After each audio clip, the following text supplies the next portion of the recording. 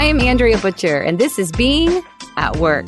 Being a leader is hard. So on this show, I set out to talk with experienced leaders to learn from their pivotal moments, how they led through the challenges we can all relate to but are often unheard.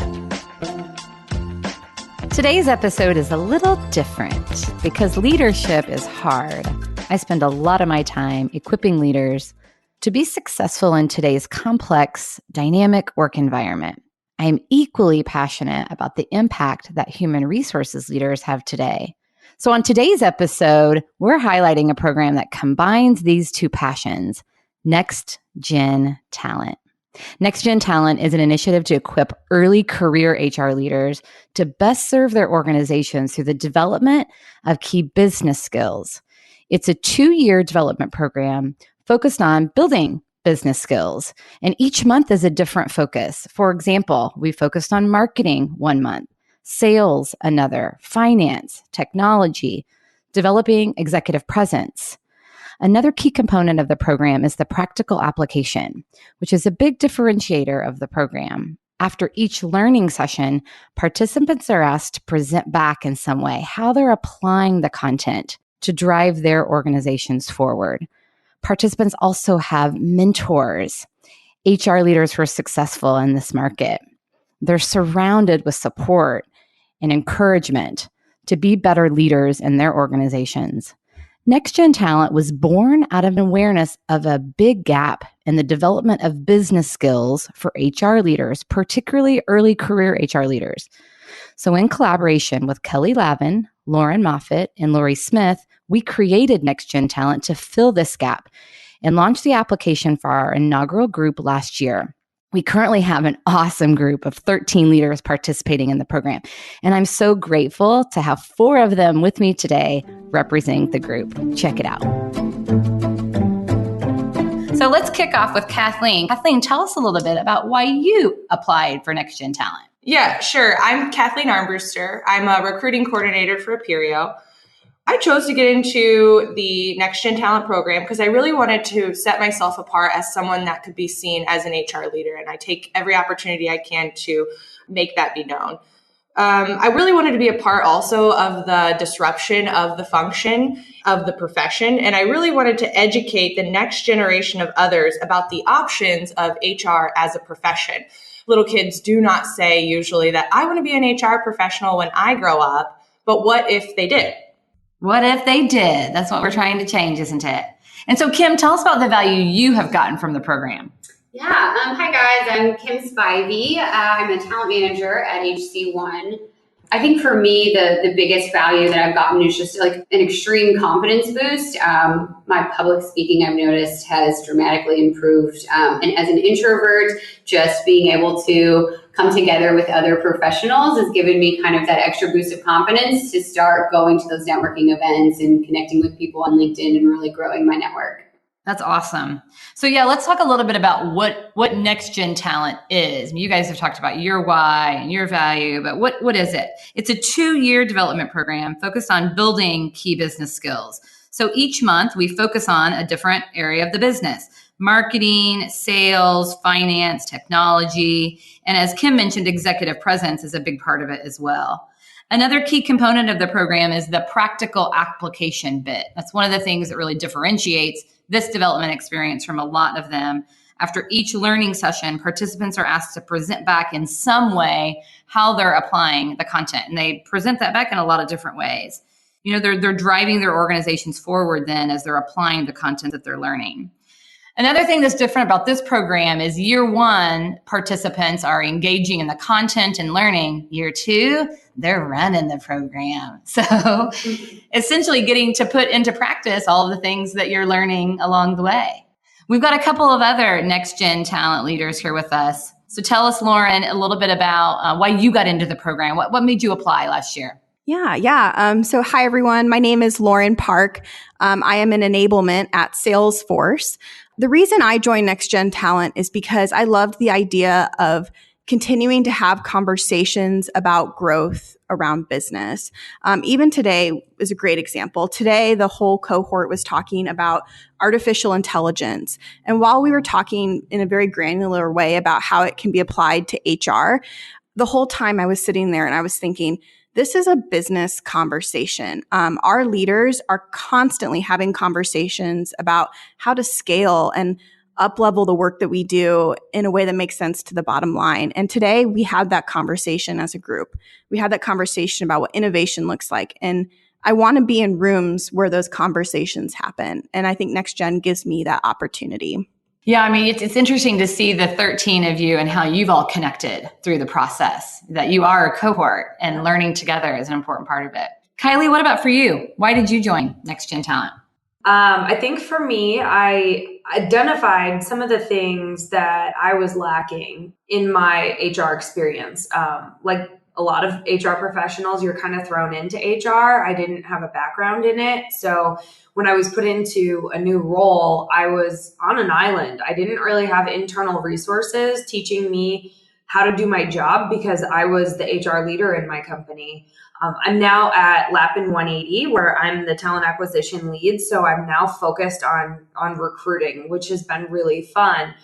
In a small company, though, there's one huge component that you really have to understand, and it's the bottom line and understanding the business acumen behind how your CEO or president is making decisions. And that was really the gap for me that I was trying to fill, was understanding how to talk P&L and how to talk about overhead and how to decrease those while increasing profit, and, you know, how to propose ideas with terms of ROI. And will my organization gain from us implementing a new technology or a new process? You know, instead of just talking traditional HR, which is compliance and employment law. You know, we all have Google, we all can research those things, but it's some of the intangibles that you really need to learn and put intention behind. And that for me was what I was able to do with Next Gen Talent Group. Yeah, you know, in some way, all of you have talked a little bit about being out of your comfort zone through this process. You know, Kiley, you're talking about new skills. Lauren, you were talking about just today, the conversations that we had that were forward focused. Kim, you talked about all the presentations that you've done. What has that being out of your comfort zone, what has that done for you as a leader? Caused me to change jobs, honestly, and try and find something that I'm more passionate about that's really a specialized function of human resources.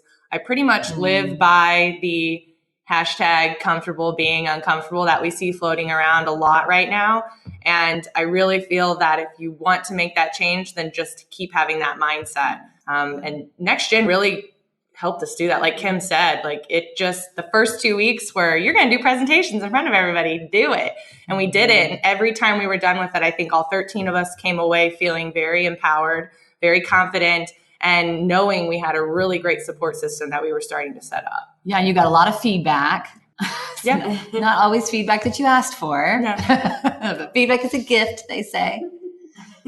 What else? Anybody else want to answer that? Yeah, I think when you say that, it reminds me of a saying that I've heard, which is, if you're in a room and you're comfortable, you're in the wrong room. And I live my life by that. When you're uncomfortable, you're learning. And I think learning is one of the most important things, especially in today's world where things are constantly changing. So it's really important to do things like this and then to do it in an environment where learning is not only welcomed, it's expected.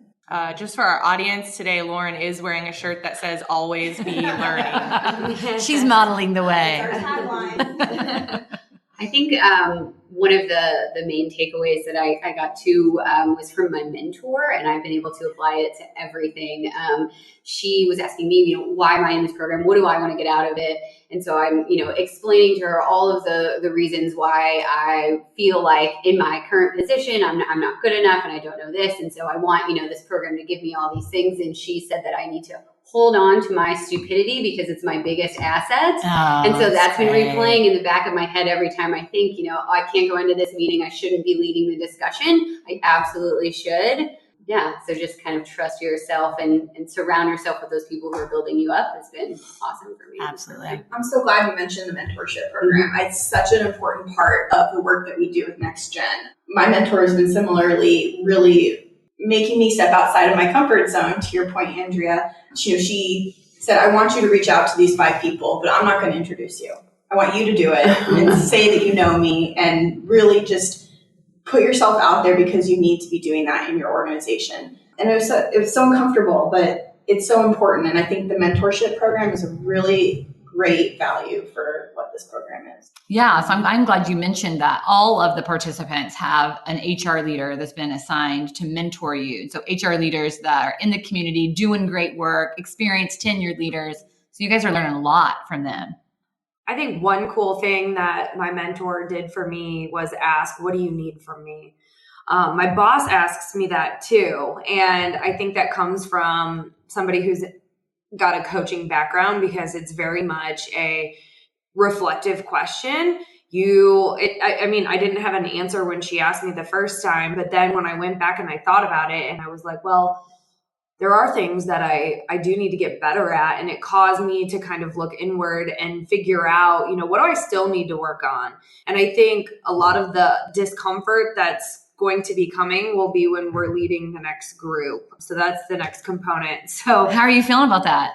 I'm excited. I'm anxious to see who's going to be coming in. I think we're going to learn a lot about ourselves. We're going to take what we've learned from being in the seats this time around and make it even better and more engaging. Not that it wasn't this time, but obviously, we all learned so much, and there's ways that we can just strengthen those learnings and maybe come up with some more ideas to enhance the program.